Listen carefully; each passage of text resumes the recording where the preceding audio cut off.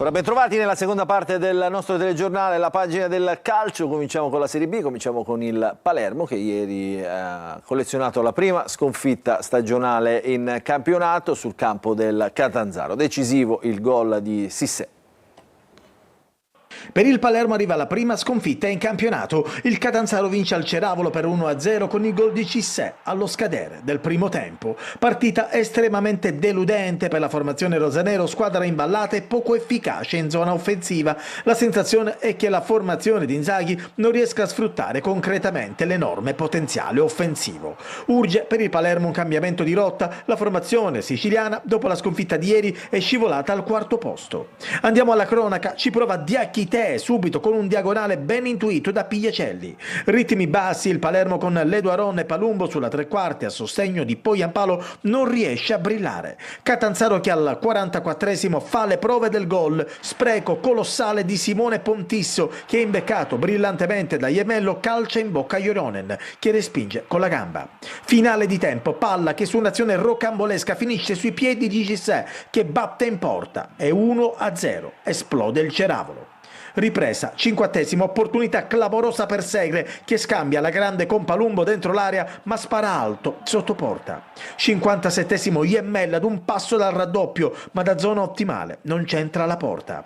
Entra Brunoro, il Palermo prova a riprenderla, 86esimo, grandissima palla per Poyampalo sull'angolo di Palumbo ma il finlandese sotto porta schiaccia troppo e la palla rimbalza fuori. Il Palermo non ha più occasioni, la peggiore prestazione della stagione, fa maturare il primo KO. Non abbiamo fatto un primo tempo all'altezza, sono molto arrabbiato per quello. Poi il secondo tempo la squadra ha fatto, ha creato, potevamo anche pareggiarla, però non abbiamo approcciato come sempre, anzi forse siamo partiti bene, ma poi dal 15esimo alla fine del primo tempo una squadra come noi non può prendere un gol da rimessa laterale con l'altezza e i centimetri che abbiamo.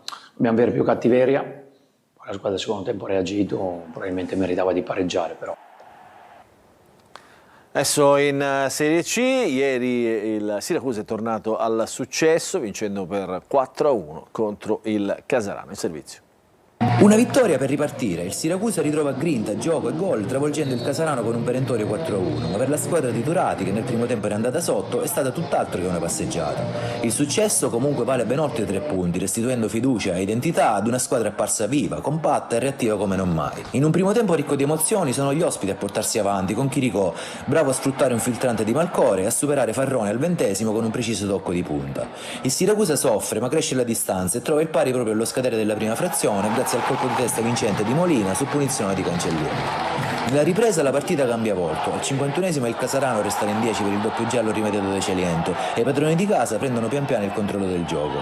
Ed è il giovane esterno di Paolo al 70esimo ad inventare un sinistro giro di rara precisione che si infila all'angolino e completa la rimonta retusea, mentre 5 minuti più tardi Frisenna cala il tris in seguito ad una respinta corta di Chiorra sul cross di Valente. Dopo i pali colpiti al 76esimo da Molina e poi da Di Paolo, che si vedono negare la gioia della seconda rete personale, nel finale il neontrato Guadagni trova anche il definitivo 4-1 su assist di Ba, chiudendo una prestazione davvero maiuscola del collettivo retuseo.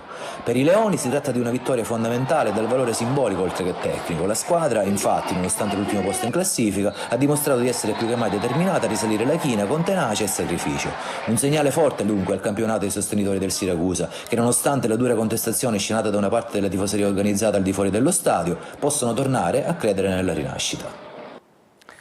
Questa è l'ultima notizia, il nostro telegiornale finisce qui, vi ringraziamo per averci seguito, vi ricordiamo che l'informazione su Antenna Sicilia ritornerà questa sera alle 20. Grazie e buon proseguimento di domenica a tutti.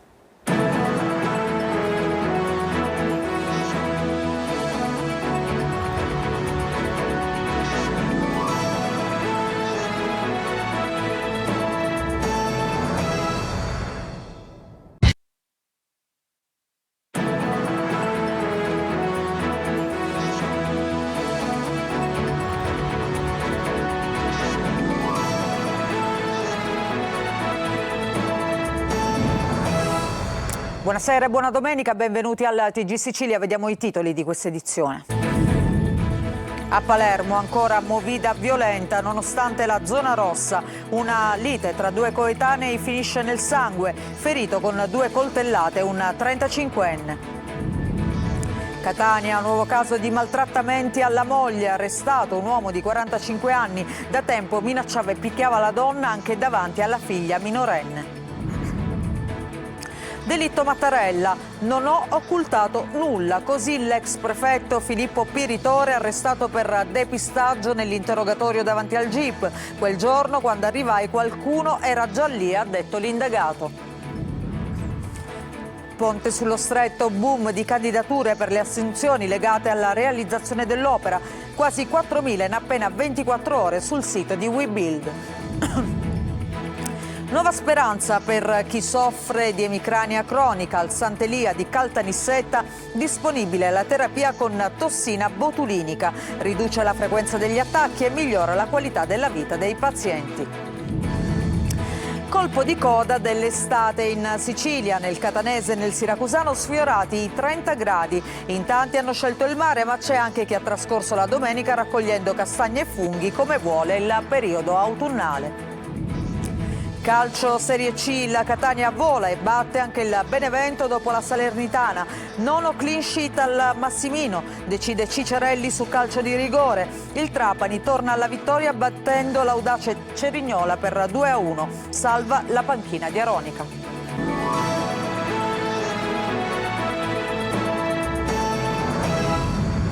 Bentrovati in primo piano, lo avete sentito, ancora movida violenta a Palermo in piena zona rossa. Intorno alle 3:30 della notte scorsa poteva risultare fatale una lite avvenuta tra due coetanei. Un ragazzo di 35 anni è stato ferito a coltellate. Sentiamo Angelo Gagliano. Accoltellato nella notte a Palermo, in piena zona rossa. Un 35enne ricoverato all'ospedale Villa Sofia. L'uomo non è in pericolo di vita. Nulla tiene dunque rispetto alla deriva di violenza in città, dove spuntano i coltelli a segnare nel sangue liti scoppiate spesso per futili motivi.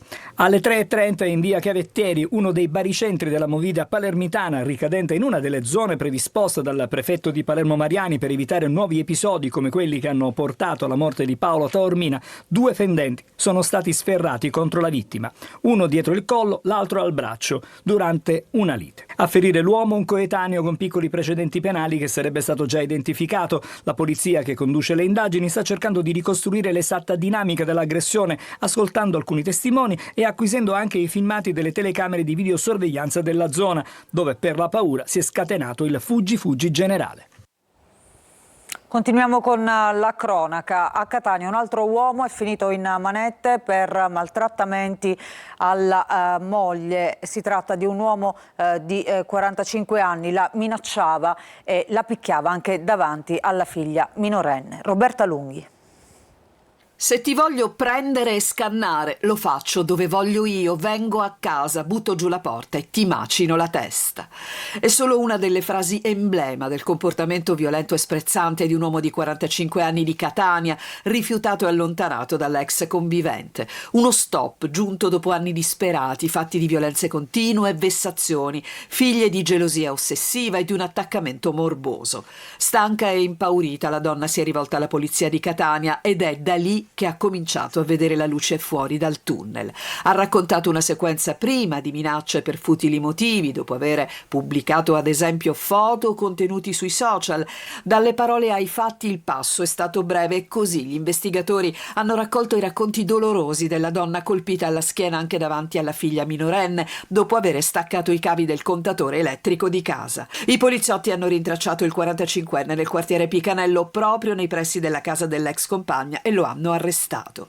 Un'altra inaccettabile vicenda giunge così a distanza di pochi giorni da un altro fatto sempre a Catania, in cui le botte nei confronti di una donna sono questa volta state documentate attraverso immagini di sorveglianza di un esercizio commerciale. Le pedate inferte alla moglie riversa per terra proprio nella parte del corpo appena operate restano nella mente di chiunque abbia visto quelle immagini diffuse dalla polizia. L'uomo, imperterrito anche dal carcere, ha continuato a chiamare la moglie ancora in ospedale. Torniamo a parlare del delitto Mattarella. Dopo questo arresto eccellente dell'ex prefetto Piritore, che durante l'interrogatorio davanti al GIP ha detto non ho occultato niente e tra l'altro si dichiara innocente. Orazio Longo. Teso, nervoso, Filippo Piritore, l'ex funzionario che secondo l'accusa nell'inchiesta sull'omicidio di Piersanti Mattarella, coordinata dalla Procura di Palermo, mentendo avrebbe contribuito a fare perdere le tracce del guanto destro in pelle lasciato il 6 gennaio del 1980 nella Fiat 127 usata per la fuga da uno dei killer. Durante l'interrogatorio davanti al GIP ha vuoti di memoria ma si professa del tutto innocente. Entro in uno stato di confusione e ansia, spiega l'ex prefetto, che tramite i suoi legali ha annunciato il ricorso contro la misura degli arresti domiciliari. Avrò detto una cosa interpretata male, dice ancora, ma non ho occultato nulla. Secondo la ricostruzione fatta ai PM nel 2024, il funzionario aveva detto di avere dato il guanto a un agente della scientifica che lo avrebbe poi dato all'allora PM Piero Grasso, ma entrambi hanno smentito. Il giorno del delitto di 45 anni fa sono stato contattato a casa e mi sono recato sul posto dove era stata trovata l'autovettura. Non ricordo chi c'era, ma qualcuno era già lì, conclude Piritore. Ed ecco che torna il tema del depistaggio costante nei delitti eccellenti e nelle stragi di mafia, da Mattarella a Borsellino, quel depistaggio istituzionale incrociato da interessi criminali ed eversivi. Di questo è convinto anche Salvatore Butera, già consigliere e amico intimo dell'ex presidente della regione. Per lui, come per l'ex PM Agueci, la pista nera rimane un punto fermo nonostante le assoluzioni definitive. Dopo 45 anni si sta cercando con Lumicino la verità, ha detto Butera. Ora si scopre un depistaggio di cui tutti sospettavamo da anni. Forse ci sono altri depistatori. Quei legami tra Cosa Nostra, versione nera e pezzi deviati dello Stato, triste refrain di una storia politica e civile, ancora oggi piena di buchi. Denise Pipitone, la bambina scomparsa da Mazzara del Vallo, siamo a Trapani l'1 settembre 2024, a soli 4 anni, oggi compie 25 anni. In un messaggio congiunto la madre Piera Maggio e il padre Pietro Pulizzi scrivono: Denise, ci manchi tantissimo, ovunque tu sia sappi che la tua famiglia ti ama con tutto il cuore e non smetteremo mai di cercarti. La nostra forte speranza è di poterti riabbracciare presto. In questi giorni è stato reso noto l'ultimo age progression della bambina, che mostra come sarebbe oggi Denise a 25 anni, che vediamo appunto in queste immagini. E adesso invece cambiamo argomento, parliamo della Ponte sullo Stretto, perché pensate che in appena 24 ore sono già 4.000 le candidature arrivate a WeBuild proprio per assunzioni legate alla costruzione dell'opera. Intanto però si attende la decisione della Corte dei Conti. Francesco Triolo. 4.000 istanze per le selezioni di personale di WeBuild per il ponte sullo Stretto di Messina è la risposta ai tanti giovani siciliani e calabresi dopo l'avvio delle procedure di assunzione da parte della società che dovrà realizzare la grande infrastruttura. Il sito ufficiale del gruppo ha registrato nelle ultime 24 ore ben 50.000 accessi. L'apertura delle assunzioni da parte del consorzio Eurolink di WeBuild era attesa da 2 anni. Per la Lega, attraverso la deputata Valeria Sudano, è la più chiara risposta a certa politica avvezza ai no. Per il collega Anastasio Carra il ponte è lavoro vero per migliaia di giovani con la voglia di costruire un'opera storica e unire nord e sud. Intanto si ingarbuglia la matassa legata alla decisione della Corte dei Conti sulla delibera del CIPES da approvare entro il 7 novembre. I giudici contabili, dopo il deferimento all'organo collegiale sulla decisione della delibera del CIPES e dopo l'udienza fissata per il 29 ottobre, potrebbero rivolgersi alla Corte Costituzionale per i dubbi sulle norme che hanno ridato vita all'iter. Il rischio è che ci sia la necessità di riavviare tutto l'iter in seno al Comitato Interministeriale. Diventa dunque difficile immaginare che fra qualche settimana possano aprire già i primi cantieri, secondo gli annunci del ministro Matteo Salvini. E adesso a Catania vi mostriamo le condizioni di Torre del Vescovo, uno dei monumenti dimenticati che è stato trasformato in una discarica abusiva. Tonino De Mana. Un monumento al degrado e all'incuria, altro che fortezza medievale, altro che attrazione turistica. Torre del Vescovo, l'unica cosa che attrae sono gli incivili che depositano spazzatura giorno e notte, trasformandola in discarica, una delle tante presenti a Catania.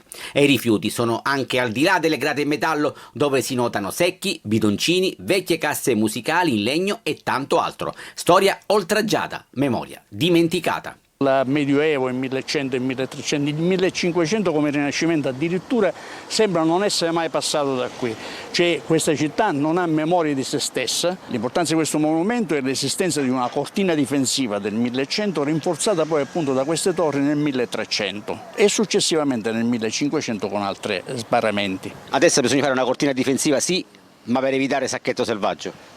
Assolutamente, sì, sarebbe una vera vittoria. Ecco. Eppure si tratta di un sito inserito in importanti percorsi turistici che meriterebbero maggiori attenzioni. Questi fatti sono veramente molto gravi per la città di Catania perché creano un danno di immagine turistica veramente notevole. E quasi quasi bisogna anche ringraziare questa automobilista che ha deciso di parcheggiare il proprio SUV davanti alla Torre del Vescovo. Almeno la presenza della macchina è servita per occultare parte della spazzatura. Dopo anni di chiusura, le Vie dei Tesori ha riaperto l'hangar per dirigibili di Augusta. Tantissimi visitatori nel primo dei 3 fine settimana di apertura appunto straordinaria. Finito di costruire nel 1920, ha resistito anche al terremoto del 90. Francesco Aloi. C'è chi lo definisce una cattedrale nel deserto. L'hangar per dirigibili di Augusta era chiuso da più di 10 anni e la curiosità di scoprirlo è tanta. Lei conosceva questo hangar? No, io in realtà no, e mio marito appassionato di storia sapeva di questo hangar e siamo venuti apposta da Catania per visitarlo oggi che è aperto. Da ragazzini ci si veniva a fare passeggiate. E purtroppo piange il cuore a vederlo così ancora in questo stato. Speriamo che qualcosa si possa smuovere. Doveva servire per ospitare i dirigibili durante la Prima Guerra Mondiale, ma i lavori iniziati nel 1917 si conclusero 2 anni dopo la fine del conflitto. Ma ha ospitato 2 dirigibili, l'OS e l'N2, progettati dall'ingegnere Umberto Nobile. Questi 2 dirigibili hanno avuto poi lo scopo di fare rilevazioni meteorologiche. Una struttura che comunque è diventata un modello, l'unico hangar rimasto in Italia che ha resistito al tempo. Non lo ha buttato giù nemmeno il terremoto del 90. E infatti degli ingegneri giapponesi sono venuti a verificare la solidità della struttura stessa e studiarne i sistemi proprio per capire come è stato possibile che un edificio così antico ma costruito per l'epoca con sistemi straordinariamente all'avanguardia sia resistito al terremoto. La proprietà è del Demanio Marittimo che ha indetto un bando che scadrà l'11 dicembre, proprio per poter rendere sempre fruibile l'area. Intanto questo è stato il primo dei 3 weekend di apertura straordinaria. Lo aspettavano, questa riapertura era molto attesa dal territorio, con grande interesse e grande curiosità. C'è una nuova speranza per chi soffre di emicrania cronica. Infatti alla Sant'Elia di Caltanissetta c'è una terapia con tossina botulinica. Cosa fa? Migliora sicuramente la vita del paziente perché riduce la frequenza degli attacchi. Sentiamo il servizio di Rita Cinardi. La tossina botulinica per il trattamento delle forme resistenti di emicrania. La terapia innovativa con rarissimi effetti collaterali da oggi sarà somministrata anche all'ospedale Sant'Elia di Caltanissetta e migliorerà in modo significativo la qualità di vita di molti pazienti. Una novità non di poco conto se si pensa che nelle 3 province di Caltanissetta, Enna e Agrigento circa 150.000 persone soffrono di cefalea. Ora tra le possibilità di cura rientra anche la somministrazione della tossina botulinica, la stessa sostanza usata in medicina estetica ma con finalità completamente diverse. È una terapia efficace e sicura che ormai si fa da diversi anni e che si fa nei soggetti con emicrania cronica resistenti a almeno 2 farmaci di profilassi per l'emicrania. È una terapia che non ha effetti collaterali, che si ripete ogni 3 mesi e che ha un'importante efficacia. L'emicrania, come sottolinea il primario del reparto di neurologia Michele Vecchio, è una patologia che se non trattata può evolvere in forme croniche. L'Organizzazione Mondiale della Sanità la considera una delle principali cause di disabilità al mondo, con un forte impatto sulla vita personale, lavorativa e sociale. In Italia ne soffre circa il 12% della popolazione e nel 3% dei casi diventa cronica, con un picco tra i 30 e i 50 anni. Ad esserne colpite sono soprattutto le donne. Domenica d'autunno anomala in Sicilia tra castagne e costumi da bagno. Desiree Ferlito.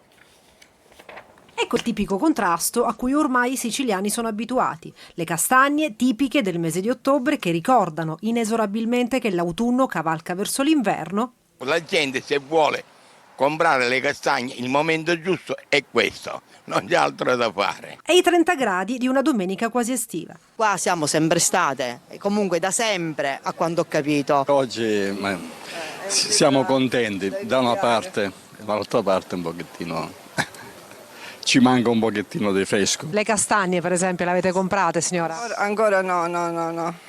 È perché c'è troppo caldo e quindi non è tempo per adesso, non ci ispira. A San Giovanni Licuti, a dire il vero, l'estate non è mai finita. Traffico in tilt nelle strade di collegamento delle principali spiagge. In A18, in prossimità dello svincolo di Taormina, la coda è lunga diversi chilometri. Si confonde le castagne con il mare, ma è una cosa che non avevo visto da tanto tempo, no? Un po' come l'Etna e il mare, le castagne o la granita, una contraddizione che regala al capoluogo etneo tutta la bellezza di giornate da interpretare così come viene. Ci sono persone che vanno in montagna, altre persone, e noi abbiamo deciso di andare oggi, prendere questa bella giornata, approfittare e fare un bel bagno qui. Le castagne le hai già comprate? Certo, a voglia, molto buone, qui è tipico naturalmente. E ora ci mangiamo anche una bella granita. Per me le castagne significa inverno, quindi impossibile. E se ugualmente si ha il desiderio di sapori autunnali, ecco pronta la soluzione. Sa cosa mi hanno detto una volta? Una signora ha comprato delle castagne e mi ha detto: sa dove le vado a mangiare? Non lo so, signor, li vado a mangiare a mare. Madonna mia, a mare andavo a mangiare le castagne. Facciamo una breve pausa, ritorniamo tra poco con un'ampia pagina dedicata al calcio. Il Catania che continua a vincere, nuova vittoria al Massimino, in questo caso contro il Benevento, ma torna alla vittoria anche il Trapani. A tra poco.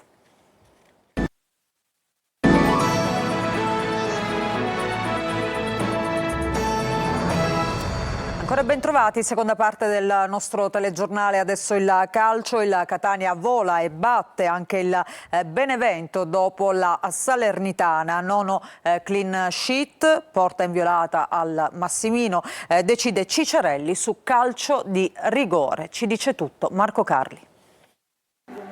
La settimana perfetta si materializza in una calda domenica di fine ottobre. I quasi 20.000 del Massimino assistono a un'altra vittoria nel secondo big match consecutivo. Questa volta a lasciarci le penne dopo la Salernitana e il Benevento. Toscano conferma l'11 di partenza delle ultime due partite vittoriose con Giuliano e Salernitana appunto. Le due squadre si studiano e si rispettano. I portieri sono inoperosi fino al colpo di testa di Lunetta dopo una punizione dalla sinistra. Semplice la presa per Vannucchi. Ciccarelli è protagonista al 40° quando al termine di un batti e ribatti in aria finisce a terra dopo un contrasto con Borghini. L'arbitro, dopo revisione chiesta dal Catania, concede il rigore per il primo tocco sulla gamba del trequartista. Ciccarelli è glaciale dal dischetto, palla nell'angolo e 1-0 per i rossazzurri. Quarto gol in campionato per il numero 10 etneo, secondo consecutivo dopo la super punizione con la Salernitana. Palla al centro, il Catania ha un'occasione d'oro per raddoppiare, sponda di Lunetta per Ciccarelli che dalla sinistra crossa per Forte, miracolo di Vannucchi sulla conclusione a colpo sicuro dell'attaccante. Nella ripresa il football video support torna protagonista per un intervento in area di Di Gennaro su Mignani, l'arbitro resta della sua opinione e non concede il rigore dopo la richiesta di revisione dei campani. Toscano decide di cambiare sistema e toglie Ciccarelli, al suo posto Corbari, si passa al 3-5-2, entrano anche Rolfini e Aloi per Lunetta e Di Tacchio, il primo ha subito una buona opportunità e manda alto su cross deviato di Casasola. I campani si fanno vedere con la Messa che conclude alto dopo una buona azione di Maita. I rossazzurri sanno anche soffrire, il Benevento costruisce una buona chance con Borghini che crossa per Mehic e il colpo di testa finisce al lato. Il Catania chiude ancora vittorioso e senza subire gol, nono clean sheet su 11 partite, 5 gare senza reti al passivo. Dini non ha mai visto il pallone finire alle sue spalle al Massimino, numeri e non solo che danno l'idea di dove può arrivare la squadra rossazzurra. E adesso sentiamo il commento dei due allenatori dopo la gara. E l'adattabilità di questa squadra ai momenti sta crescendo partita dopo partita.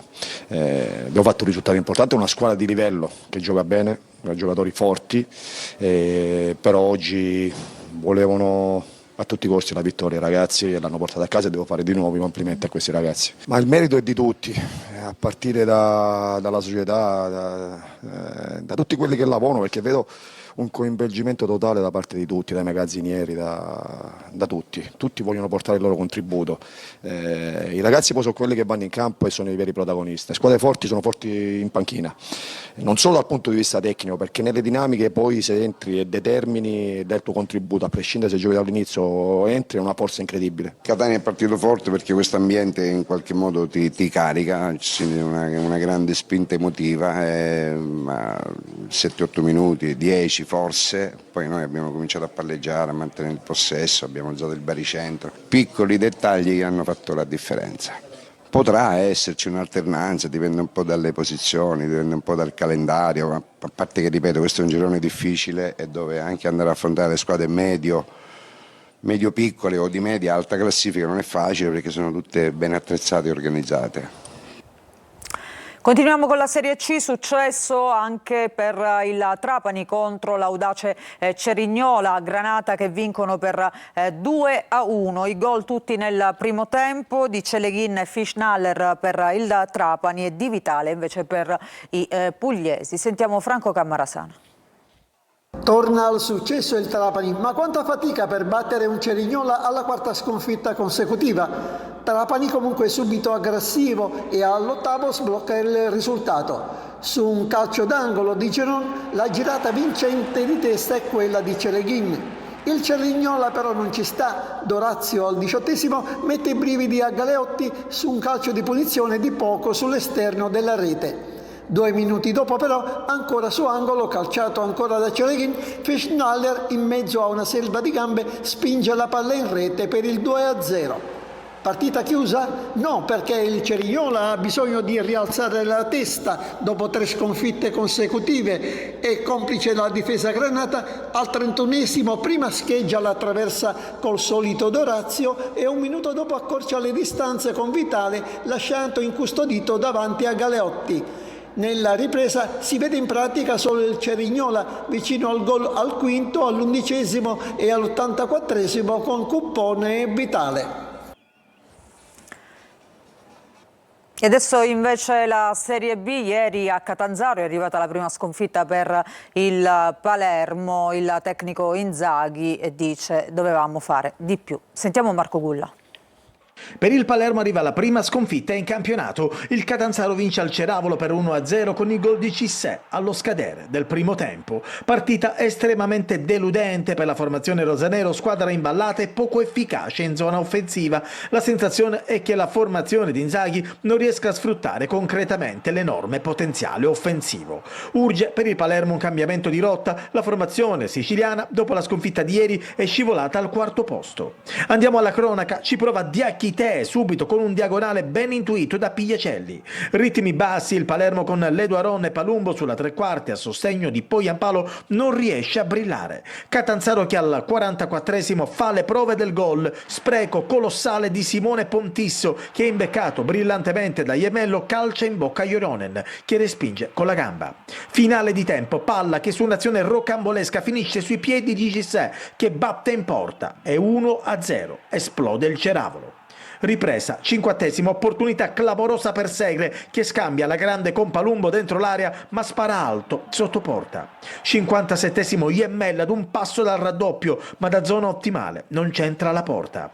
Entra Brunori, il Palermo prova a riprenderla, 86°, grandissima palla per Poyampalo sull'angolo di Palumbo ma il finlandese sotto porta schiaccia troppo e la palla rimbalza fuori.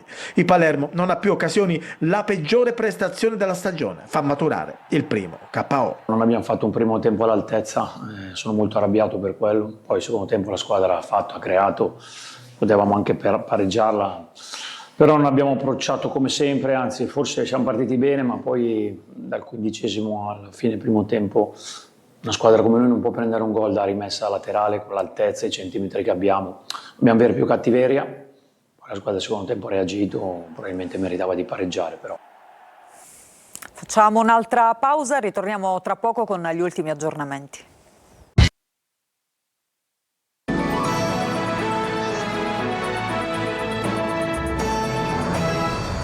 Prima di chiudere c'è una notizia, incidente stradale sulla Catania-Siracusa prima dello svincolo di Augusta, 2 i veicoli coinvolti e 6 persone ferite, fortunatamente non in maniera grave, che sono state portate all'ospedale di Augusta. Problemi al traffico. Con questa notizia ci fermiamo, grazie per averci seguito, a tutti voi un buon proseguimento di serata e una buona domenica.